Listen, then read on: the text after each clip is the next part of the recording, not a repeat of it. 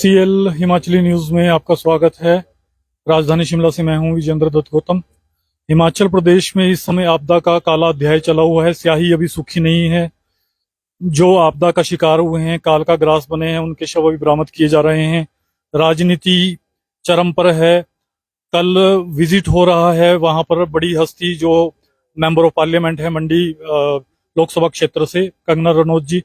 और साथ ही दुखदाई स्थिति है। सरकार हो चाहे कांग्रेस पार्टी हो या बीजेपी, सब मिलजुल कर एकता दिखा रहे हैं और सब जो है इस चुनौती का सामना करने में लगे हैं। हमारे साथ बातचीत के लिए मौजूद हैं कांग्रेस से तेज तर्रार वरिष्ठ प्रवक्ता श्री एस जोगता जी। आपका स्वागत है। नमस्कार, धन्यवाद जी। तो जैसे अभी क्या स्थिति बनी हुई है, सब लोग लगे हुए हैं आपदा से निपटान में, तो अभी क्या वर्तमान क्या हालात हैं? देखिए, पहले मैं आपके लोकप्रिय चैनल का धन्यवाद करता हूँ, स्वागत करता हूँ, आपने समय दिया। मैं सर्वप्रथम आपके लोकप्रिय चैनल के माध्यम से प्रदेश के उन व्यक्तियों को जिनके घर से लोग, मासूम लोग जो हैं, बह करके या दब करके उनका स्वर्गवास हो गया है और भगवान को प्यारे हो गए हैं, उनके लिए मैं सांत्वना व्यक्त करता हूँ प्रदेश कांग्रेस कमेटी की तरफ से भी। और मैं भगवान से आशा करता हूँ कि कृपा करके आगामी जो बारिश अगर होगी तो इस तरह की त्रासदी ना आए, ये मेरा विनम्र निवेदन रहेगा पर भगवान से, क्योंकि पिछले साल के हम सताए हुए हैं और उसके बाद इस बार भी ये रिपीट होने जा रहा है, जो कि बड़ा दुर्भाग्यपूर्ण बात है इस प्रदेश के अंदर, देवभूमि के लिए। और जिस तरह से उसके बावजूद भी केंद्र सरकार ने जिस तरह से आज तक कोई भी मदद हमारे को 1 रुपए की भी नहीं की और आपदा को लेकर के, अगर वो कहते हैं कि भी हमने मदद की है, वो किसी और मद में, किसी और हद में और किसी और जो सेंट्रली स्पॉन्सर्ड स्कीम्स के तहत जो प्रदेश को जो धन उपलब्ध मिलता है, वो भी नाकाफी प्राप्त हुआ है। मैं कहता हूँ भी प्रधानमंत्री नरेंद्र मोदी जी से अभी जयराम जी भी मिले थे और इन्होंने फोन पे भी कांटेक्ट किया होगा, जो हमने सुना है। तो देयर एंड देन ही करके उनको, मतलब बाकी असेसमेंट की बात करते, करोड़ों रुपए की जो आपदा के लिए जो राहत राशि बनती थी प्रदेश में, वो मुहैया करवानी चाहिए थी। जिस तरह से कंगना रनौत, अभी उनकी पार्लियामेंट्री कॉन्स्टिट्यूंसी में ही सबसे ज्यादा नुकसान हुआ है, लेकिन मोहतरमा जी अभी बॉम्बे में कि कलकत्ता में है कि दिल्ली में, उनका कोई पता नहीं है कि वो कहाँ है। और उन्होंने एक बयान आया था उनका पिछले दिनों, आपदा के ही दिन, कि अधिकारियों ने कहा है कि भी आप आने के लिए अनुकूल मौसम नहीं है, तो आप कृपया करके मत आए। अरे कौन से अधिकारी, उनका नाम तो लीजिए आप। हम भी उन अधिकारियों के बारे में सोचते हैं कुछ। क्या प्रदेश के मुख्यमंत्री, पीडब्ल्यूडी मिनिस्टर, तमाम कैबिनेट के जो मिनिस्टर्स हैं, वो आपदा के दौरान खड़े जेसीबी के ऊपर उन्होंने खाना खाया, चाय पी और सुपरवाइज किया आपदा के प्रभावित लोगों को, वो मिले वहां पर जाकर के? क्या उनके लिए अधिकारियों ने मना नहीं किया? जो इस प्रदेश के अधिकारी हैं, इस तरह की नाप बयानबाजी कंगना रनौत को शोभा नहीं देती और मैं इसका विरोध करता हूं आपके लोकप्रिय चैनल के माध्यम से। उनको वहां से तुरंत फौरी राहत जो है, अगर वो किसी कारण नहीं आ सकती थी तो वहां से फौरी राहत भेजने का वो ऑनलाइन आजकल चला हुआ है कार्यक्रम, पैसे आ सकते हैं। और ट्रक जो खाद्य सामग्री है, वो कंबल है, दूसरी चीजें हैं, गैस सिलेंडर हैं, वो आ सकते थे, वो भिजवा सकती थी, क्योंकि वो जीती हुई जो मेंबर पार्लियामेंट है मंडी पार्लियामेंट्री कॉन्स्टिट्यूंसी से, इस तरह की बयानबाजी करने से उनका जो है मंडी पार्लियामेंट्री के जितने भी लोग हैं वो सख्त नाराज हैं। और उनको जो अपने लोग जो आपदा के कारण जो बेचारे अल्लाह को प्यारे हो गए, भगवान को प्यारे हो गए, वो भी उनको जो है मतलब उनका जो उनके लिए मतलब दया भावना की दृष्टि से नहीं देखा जाएगा कंगना को। तो मैं इन तमाम चीजों के लिए, जिस तरह से पहले सोचते थे भी कंगना ठीक उतरेगी, खरी उतरेगी, चलो जीत लिया, पर जीत गई है वो, मंडी के लोगों ने उनको जिताया है और वो भरपूर इनका सहयोग करेगी। वो तो जीतने के बाद गायब हो गई है, सिर्फ दिल्ली में पार्लियामेंट में दिखी थी अनुराग जी के आसपास कहीं, जिन्होंने अनुराग ने हमारे जो राष्ट्रीय उपाध्यक्ष हैं पूर्व राहुल गांधी जी, और जो कांग्रेस के वरिष्ठ नेता हैं राहुल गांधी जी, जिन्होंने मोदी साहब की कलाई खोल दी है हर एक पहलू को लेकर के, जो उन्होंने पूर्व में किया है और देश के साथ की जनता के साथ अन्याय किया है, उसमें अनुराग जी आग बबूला हो गए। आग बबूला होने का मुख्य कारण अनुराग का ये है कि मोदी साहब ने उनको मंत्री नहीं बनाया, इसलिए वो सारा गुस्सा जो है उसका वो राहुल के ऊपर गाली दे करके और उनको जाति सूचक शब्द बोल करके जो उनके साथ उन्होंने गालियां दी है। राहुल गांधी की महानता है कि उन्होंने बोला कि मैं इनके चक्कर में नहीं फंसता, मैंने तो लोगों के मुद्दे उठाने हैं, जनता के मुद्दे, गरीब के, आदिवासियों के, दलितों के, महिलाओं के मुद्दे उठाने हैं। तो इस तरह के अनुराग ठाकुर को शोभा नहीं देता। आज वो अनुराग ठाकुर जी कहाँ है? प्रदेश के सांसद है, प्रदेश से सांसद है, वो भी चाहे मीरपुर से है। क्या उनकी कंट्रीब्यूशन है आपदा को लेकर के? कंगना का तो मैंने बता ही दिया, बाकी सुरेश कश्यप जी का क्या कंट्रीब्यूशन है उसको लेकर के, आपदा को लेकर के, और जितने भी यहाँ से जगत प्रकाश नड्डा जी हैं। तो मैं आपके लोकप्रिय चैनल से विनम्र निवेदन करता हूँ भारत सरकार के आदरणीय प्रधानमंत्री नरेंद्र मोदी जी से, और प्रदेश के जो 4 सांसद यहाँ से चुन के पब्लिक ने भेजे हैं और कंगना समेत, कि कृपा करके राजनीति से ऊपर उठ करके जो है आपदा राहत कोष के लिए बढ़ चढ़ करके योगदान दें, ताकि आने वाले दिनों में वहां पर कोई फेंसिंग करनी है, कोई डंगे लगने हैं, कोई पुल बनाने हैं, उसमें अरबों रुपए का खर्च है। प्रदेश की माली हालत आपको पता ही है कि 92,000 करोड़ रुपए का तो कर्जा जयराम जी छोड़ के गए थे। तो उस स्थिति में आपदा के लिए भी केंद्र सरकार ने प्रदेश को कुछ मुहैया नहीं करवाया। तो इन तमाम चीजों के मद्देनजर मैं कहना चाहता हूं कि राजनीति से उठ करके जिस तरह से सुखविंदर सिंह सुक्खू जी रात दिन एक करके आपदा को लेकर के जा रहे हैं, फील्ड में जा रहे हैं, अधिकारियों की मीटिंग्स ले रहे हैं, मंत्रियों को फील्ड में भेजा जा रहा है और विधायकों को ड्यूटी लगी हुई है, उन तमाम चीजों के लिए, क्योंकि बिना पैसों से कुछ नहीं होगा। हमारे पास जो जितने भी रिसोर्सेज है, जितने भी हम जनरेट कर रहे हैं, उसके लिए बीजेपी वाले कोर्ट में जा रहे हैं। जैसे वाटर सर्च कमीशन है, कोई और तरह के प्रोग्राम, पॉलिसीज एंड प्रोग्राम जो है हमारी जो प्रदेश सरकार है वो अमल में लाने जा रही है, उनके ऊपर कोर्ट में, न्यायालय में जाने का इनको एक शौक चढ़ा हुआ है, एक परंपरा बना दी है भारतीय जनता पार्टी ने। विकास को लेकर के हमारे सुखविंदर सुक्खू जी ने जो भी प्रयास किए हैं उसमें भारतीय जनता पार्टी ने कहीं ना कहीं अड़ंगा अड़ाने का पूर्ण प्रयास किया है, और इसका हम विरोध करते हैं। उनको राजनीति से उठ करके काम करना चाहिए, क्योंकि वो भी इसी प्रदेश के, वो भी जयराम जी भी इसी प्रदेश के, बिंदल जी भी, कंगना भी इसी प्रदेश की हैं, लेकिन वो बाहरले प्रदेशों के नहीं है। इन्हीं की यहाँ की जनता ने उनको विपक्ष में बिठा करके एमएलए और एमपीज भेज करके पार्लियामेंट में और हिमाचल प्रदेश विधानसभा में भेजा है। उनका कुछ योगदान बनता है, विरोध करना ही एक योगदान नहीं बनता है, जो कि उनको they are bent upon to protest against the present government in SP, और उनका कोई काम नहीं। आप एक काम बनाइए जो उन्होंने फेवर में विधानसभा में कही हो या प्रेस कॉन्फ्रेंसेज में कही हो। आप सरकार के साथ आज कंधा से कंधा मिला करके मोदी साहब के पास जाइए, हमारे मुख्यमंत्री जी को भी ले जाइए, हमारे जो एमएलए हैं उनको भी लेके जाइए कि मोदी साहब हम आज आपके सामने ऑफिस में धरना देंगे, शाह जी के ऑफिस में, नड्डा जी के ऑफिस में, कि आप जितनी भी राहत राशि का असेसमेंट करके आपको प्रपोजल भेजा जाएगा उससे बढ़कर आप यहाँ के लिए कंट्रीब्यूट करें, ताकि। तो जोगता जी, एक बड़ा अहम प्रश्न है, आपने आपदा पर राजनीतिकरण का आरोप लगाया है, विकास के मुद्दों पर राजनीति कर रही है बीजेपी आरोप लगाया है। अभी फिलहाल वर्तमान में कांग्रेस की क्या स्थिति है, और कांग्रेस में एक अभी दोबारा से चुनाव होने हैं, सारी प्रक्रिया दोबारा से होनी है, वहां पर हर विभाग में नई बॉडीज बननी है और नए नेता चुनकर आने हैं। तो ये विस्तारीकरण का जो कार्य है ये कब तक संपन्न हो जाएगा कांग्रेस का, और इसकी क्या प्रक्रिया है? देखिए, बहुत ही अच्छा प्रश्न किया है आपने गौतम जी। मैं ये कहूंगा कि सरकार हमारी साउंड है। पब्लिक ने जो शुरू में 2022 के अंत में जो मैंडेट दिया था, 40 विधायक हमारे चुन के भेजे थे, और बीच में बीजेपी वालों ने ऑपरेशन लोटस चलाया।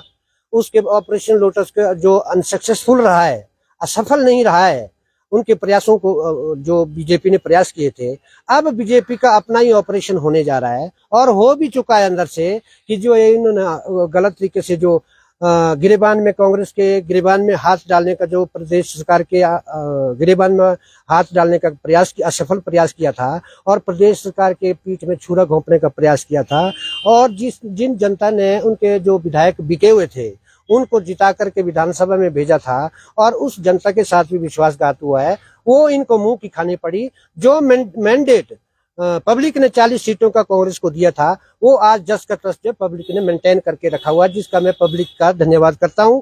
और जहां तक आपने हमारे प्रकोष्ठों की जो कुछ भंग किए गए, कुछ भंग होने हैं, उनके बारे में कहा है, वो तो सरकार कांग्रेस का अपना आंतरिक मामला है। उसमें जो पब्लिक की और लोगों की नजर, कार्यकर्ताओं की नजर में ठीक कैंडिडेट होगा, चाहे वो युवा कांग्रेस है, चाहे वो यूथ कांग्रेस है, चाहे वो एनएसयूआई है, चाहे वो पीसीसी क्यों ना हो, जो लोग चाहेंगे, कांग्रेस का ये आंतरिक मामला है, इसमें दूसरे लोगों को लेना देना कुछ नहीं है। जो अच्छा सूट करेगा कांग्रेस को, प्रदेश की जनता को, वो हम लाई करके आएंगे और वो चुना जाएगा, इसमें कोई बड़ी बात नहीं है। अभी प्रदेश सरकार की बात करें, विकास की बात करें, तो अभी हिमाचल प्रदेश विकास की दिशा में किस ओर जा रहा है? देखिए, एक तो शुरू में जब सुखविंदर सिंह सुक्खू जी की सरकार बनी थी, उस टाइम विरासत में हमारे को 92,000 करोड़ रुपए का कर्जा मिला था। अच्छा, उसको रिसोर्सेज को जनरेट करने के लिए हमने कई कदम उठाए ताकि रेवेन्यू जनरेट हो सके। जिस तरह से वाटर सेस कमीशन है, कोई और चीजें जो अमल में लाने का प्रयास किया जा रहा था, कैबिनेट के लिए मसौदा बन रहा था, उतनी देर में जो है आपदा आ गई।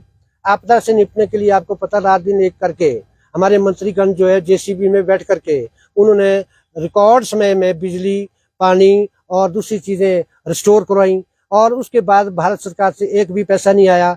तो उस मद को लेकर के विकास के साथ साथ, विकास जितना हुआ है वो आपके सामने है, क्या क्या हो रहा है, क्या क्या मुद्दे प्रपोजल पाइपलाइन में है, उनको लेकर के कैबिनेट कमेटी की मीटिंग होती है, कोई सब कमेटी बैठी हुई है, 5-6 हमने गारंटीज पूरी कर ली हैं।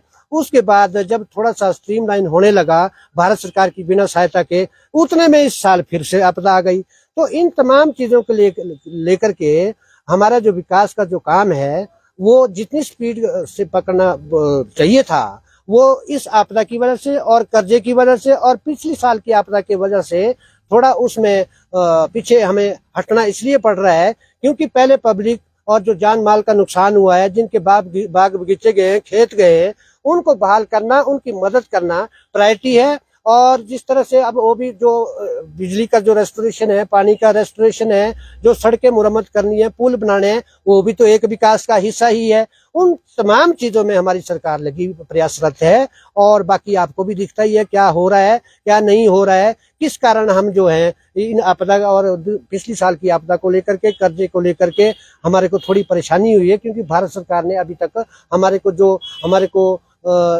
रूटीन का जो फंड है, चाहे जीएसटी का है, चाहे दूसरी मदों में आना था, वो भी अभी पूर्णतया नहीं आया है। तो उस दृष्टि से हम भारत सरकार से फिर से अनुरोध करेंगे कि विकास को नई गति देने के लिए जो है हमारे को फंड जो है कम से कम, और नहीं आपने देना तो कम से कम जो रूटीन के मद में जो हमें आती है आपदा के लिए, तो आपको देना ही देना है। क्योंकि ये संघीय ढांचे में जो हिमाचल प्रदेश के जो राज्य है वो भी भारत में ही पड़ता है, कोई पाकिस्तान में नहीं पड़ता। उसके लिए आप मैंडेटरी है कि आपको धन मुहैया करवाना होगा, नहीं तो फिर इसका जो बदला है वो 2027 के इलेक्शन में और 2029 के इलेक्शन में दिया जाएगा, जिसका कि आज तक रिकॉर्ड है। जनता जिधर को जाएगी, क्योंकि जनता पागल नहीं है, जिनका नुकसान हुआ है वो उनको पता है कि कौन हमारे साथ इस टाइम खड़ा है। तो इन तमाम चीजों के लिए जनता पढ़ी लिखी है, और हम सब यही चाहेंगे कि राजनीति से ऊपर उठ करके ऐसी चीजों के लिए काम किया जाए। अच्छा, एक बड़ा अहम प्रश्न है, अभी हरियाणा में और महाराष्ट्र में विधानसभा चुनाव होने हैं, और चूंकि हरियाणा हिमाचल प्रदेश के साथ ही सटा हुआ इलाका है, ऐसे में वहां पर हिमाचल का प्रभाव नकारा नहीं जा सकता और बड़ा प्रभाव रहने वाला है। यहाँ के यहाँ के जो नेता हैं और पार्टी के कार्यकर्ता हैं, वो वहां पे प्रचार में जुटते हैं अक्सर। तो इन चुनावों को कैसे देखती है कांग्रेस?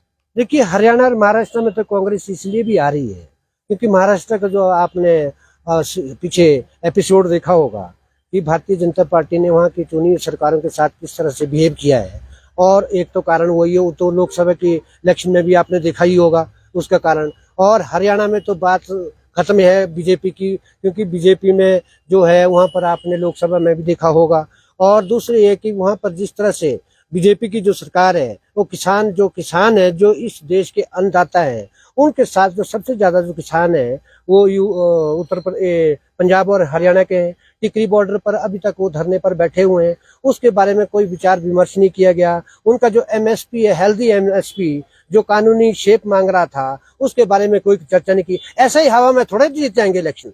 इस बार फुल मेजोरिटी में जो है हरियाणा और महाराष्ट्र में जो है कांग्रेस की सरकार बनने को है। और उसके पीछे लॉजिक ये है कि उन्होंने जिस तरह से ऑपरेशन लोटस का जो कार्यक्रम बीजेपी ने मतलब लोकप्रिय सरकारों को गिराने का जो प्रयास ऑपरेशन लोटस के माध्यम से जो भारतीय जनता पार्टी ने किया है महाराष्ट्र में, और हरियाणा में भी एलजेपी जो अलग हो गए हैं, उसके बहुत सारे कारण हैं।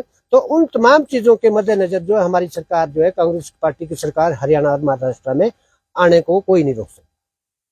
विकास को लेकर एक बड़ा अहम प्रश्न है। हमारे पास बहुत सारे महत्वपूर्ण पद अभी खाली पड़े हैं, बोर्ड में और कई कॉर्पोरेशन में बहुत पद खाली पड़े हैं, एक मंत्रालय भी खाली है। तो इसको कांग्रेस किस प्रकार से देखती है? देखिए, इसमें कांग्रेस पार्टी का कुछ नहीं है, ये विशेषाधिकार है माननीय मुख्यमंत्री का। कि कब उन्होंने क्या करना है, वो उसके लिए ऑथराइज्ड है। जब उन्होंने चेयरमैन और दूसरे मंत्री को पद को भरना होगा, क्योंकि अभी स्थिति आपदा की भी है, कभी बीच में जब कोई वो सोचते हैं कि भी अभी इस टाइम जो है उचित समय आ गया है, वो हाईकमांड में भी गए, मुख्यमंत्री महोदय वहां भी डिस्कस किया था, इसके ऊपर विचार विमर्श हुआ है, उतने में आपदा आ गई। तो पहले प्रायोरिटी हमारी आपदा से निपटने की है, ये उसके बाद होता रहेगा, उसमें कोई बड़ी बात नहीं है। तो आप सीएल हिमाचली न्यूज से बात करने के लिए आपका बहुत बहुत धन्यवाद, बहुत बहुत धन्यवाद। तो ये थे पूर्व कर्मचारी नेता और हिमाचल के तेज तर्रार कहे जाने वाले राज्य प्रवक्ता, वरिष्ठ राज्य प्रवक्ता कांग्रेस से, और इन्होंने यहाँ बात की, आपदा की बात की और सरकार से भेदभाव का आरोप लगाया कि केंद्र की सरकार भेदभाव कर रही है और यहाँ पर फाइनेंशियली जो मुद्दे हैं उसमें सहयोग कम मिल रहा है और जिस कारण से हिमाचल प्रदेश पिछड़ेपन का शिकार हो रहा है। प्रश्न भी बड़ा है। हिमाचल कांग्रेस ने चेतावनी भी जारी की है कि अगर वित्तीय तौर पर उनकी मदद सही समय पर नहीं की जाती है तो वो धरना प्रदर्शन करने से भी गुरेज नहीं करेंगे। और हिमाचल प्रदेश के कांग्रेस के वरिष्ठ नेता अब केंद्र में सरकारों के समक्ष, बड़े मंत्रियों के समक्ष और पदाधिकारियों के समक्ष धरना प्रदर्शन करते हुए भी नजर आ सकते हैं। सीएल हिमाचली न्यूज के लिए शिमला से विजेंद्र दत्त गौतम की रिपोर्ट।